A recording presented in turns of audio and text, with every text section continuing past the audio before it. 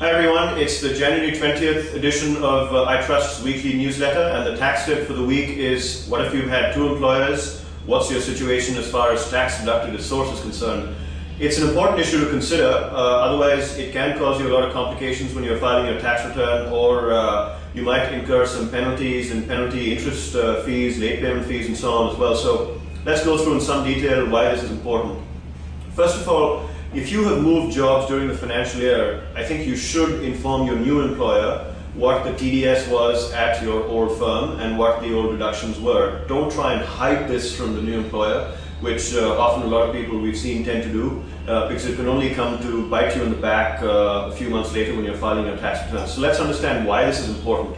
You know, when you're getting your monthly paycheck, your employer is adjusting that paycheck for certain deductions, certain the tax slab that you're in, and certain annual tax-related deductions that you might make related to Section 80C and so on.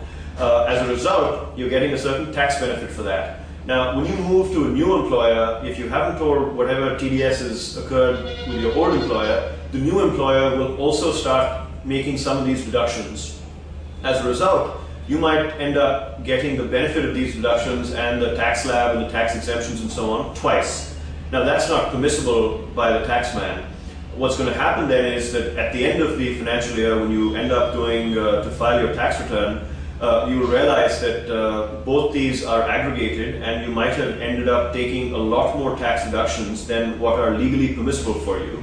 As a result, right at the end of the tax year, you might incur a very huge tax liability because all the tax has been deducted previously has caused you certain tax savings, and what the taxman is going to do is not look at this very favorably, and he is going to expect you to A, pay all those back taxes, B, he might charge you some kind of penal interest rate on that, and C, there might be certain other late payment fees and so on that will be charged. So it can be a fairly expensive proposition for you. So what should you do to avoid this kind of complication? First of all, whatever documentation you get from your old employer, share that with your new employer, particularly about all the ATC deductions you might have taken, whatever tax slabs that you might have fallen in as far as your previous employer is concerned.